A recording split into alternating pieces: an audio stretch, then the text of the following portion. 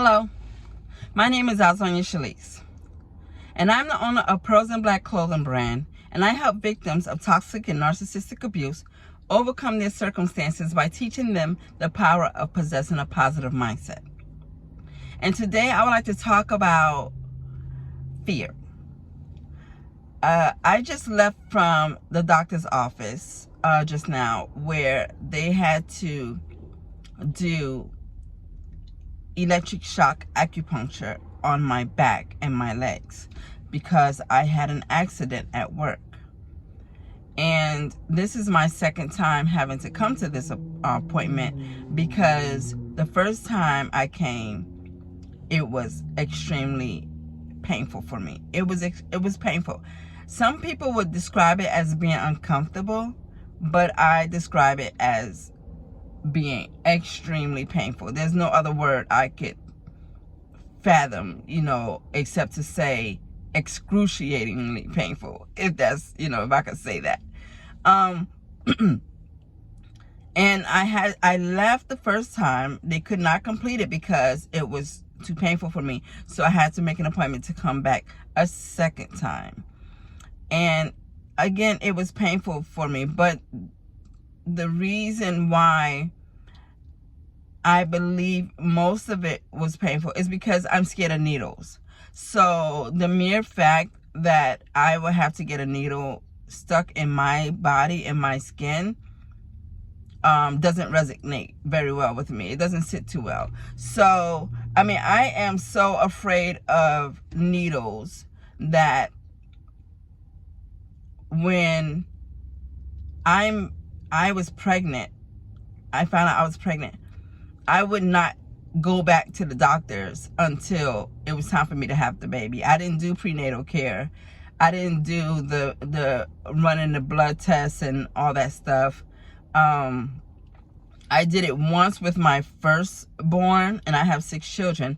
I did it once with my firstborn, but when I realized that I had to drink some heavy soda cream, that was disgusting, and I had to take a lot of blood tests, I didn't go. I'm the type of person that I have lost very, very good jobs, because if I have to go and get a physical and take blood tests, I will not go. I will literally, all you have to do is tell me that I have to have a needle stuck in me, and then I will say, you know what, I have keys in my car, or I have something in my car, let me go and pick it up, and then I'll come back, and I won't ever come back. That's how afraid I am. So I had to come back here and get it. And so I was afraid because, one, again, I'm scared of needles. And then 2, to have you not only stick needles in my body, you're going to send some electric shock through there, for what? Like, oh my goodness. It was just horrible.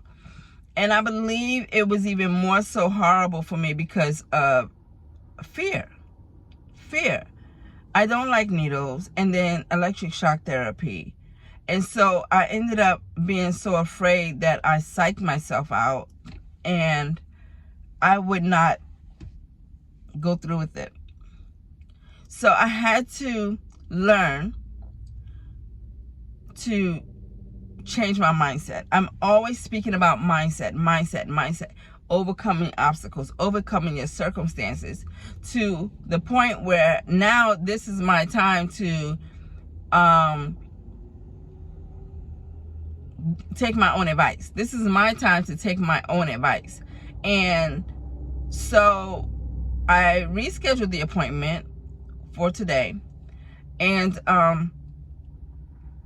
I came here early so that I can get all the mental stamina that I needed to go through this process and go through it. And honestly enough, it was still painful for me because, again, I'm afraid of needles, but at the same time, it wasn't as painful as the first time. The first time, I honestly did not know what to expect. So when they told me that they had to give me needles and I was already stuck in the room, there was no way to kind of escape. So I had to try to deal with it. But this time I kind of knew what to expect, and I was afraid that the electric shock therapy would leave me paralyzed, because the last time I got a shot in my back, it left me paralyzed for 2 hours. So I was really afraid. So I talked to myself, changed my mindset. I prayed, of course. And it turned out to be still painful, but not as bad as the last one. And I say that to say this. A lot of times we want to do things in our life, you know, and this is in terms of starting your own business, in terms of leaving a toxic situation because you don't have any clue about what tomorrow will hold. How are you going to live your life without this person that's hurting you?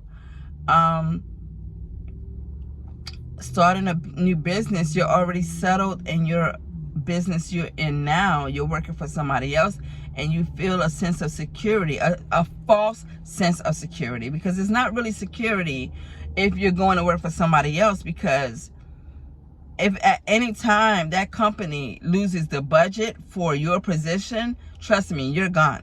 You're gone. So if you have the mindset, or if God has given you the idea to start your own business, then you need to do that. You need to do that. You need to set fear aside. And it's okay to be fearful, because I'm fearful every day. I'm fearful every day about, okay, maybe I'm not doing enough on social media. I suck at social media posts, so forgive me, y'all. I'm not doing that. How am I marketing my merchandise? How am I marketing my speaking? How am I gonna get sales? Where are my customers? What's my target audience? I think about all these things because, again, I told you guys before, I'm doing everything by myself. So I don't have a whole team as of yet to help me with these things. I've tried to build teams, but it just hasn't been working. So it's a fear factor, you know what I mean? But it hasn't stopped me from moving right along and continuing the process. And at times we are gonna be afraid. Who's gonna finance my project? Where am I gonna get my merchandise from? How am I going to get my audience up? You know, and all these things. But if you would just change your mindset and take one thing at a time, it can be done. Set your goals. Plan out what it is that you want to do, and take baby steps. You know, it's like learning to eat an elephant. How do you eat an elephant? You eat an elephant one small bite at a time.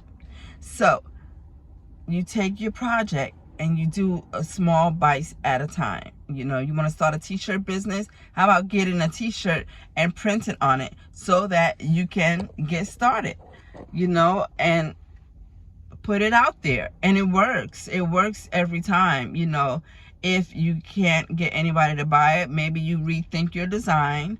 Maybe you rethink your marketing tactics, and then go from there. If you are in a toxic relationship,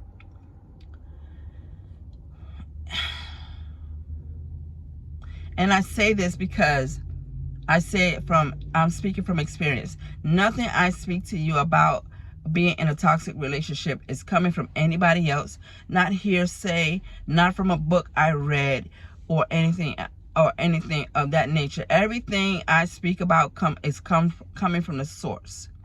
It's coming from the source. So if you are in a toxic relationship, meaning the mere thought of having a conversation with your partner leaves your gut wrenching, leaves you feeling hurt, leaves you feeling uneasy, wondering what that person meant in a conversation, feeling misunderstood, feeling unheard, unloved, you know, treated unfairly. If any type of confusion or anything is going on and you can't get clarity, you feel invalidated with this person, you are being abused or anything. First of all, if you're being abused, call the police, go to the hospital, take documents. But just as far as like the mental abuse, if you feel like it's not a good situation, get out. And I'm not saying that like it's easy, because it's not easy. These are also baby steps. These are baby steps. You need to feel appreciated. You need to feel loved. You need to feel validated. And honestly, the validation begins with you. So if you're feeling like there's a tug of war between you feeling validated within yourself and somebody else is validating you or invalidating you or devaluing you, that's a situation you need to get out of. Don't be afraid of what tomorrow holds without this person. Yes, I'm not saying it's going to be easy. It's going to be hard. It's going to be hard. But if you take baby steps, find the strength within yourself, learn to validate yourself, learn the true value you hold within yourself, build up your emotional stamina, get out in the open, be around other people that will treat you the way you deserve to be treated. You will build up the strength to walk away. Fear is something that is learned behavior, okay? I wasn't born afraid of doctors or afraid of needles. I had an extremely bad experience when I was younger, okay? That involved needles, okay? And it was extremely painful and traumatizing for me that I never got over it. So the mere fact that I might have to go to a doctor or anything gives me anxiety. Like, I literally am afraid, you know. But it's something I'm getting older now that I have to get past, because I am getting older. I need physical checkups.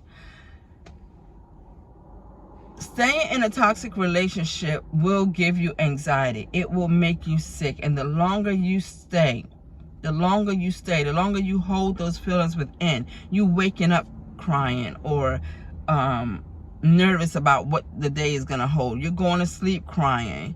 You're arguing all the time. You know, you can never agree on anything.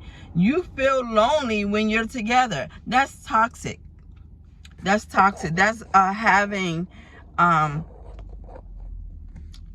emotional deprivation. That's the emotional deprivation. You're being deprived of love. You're being deprived of feeling secure with the person you're with. You need to get out.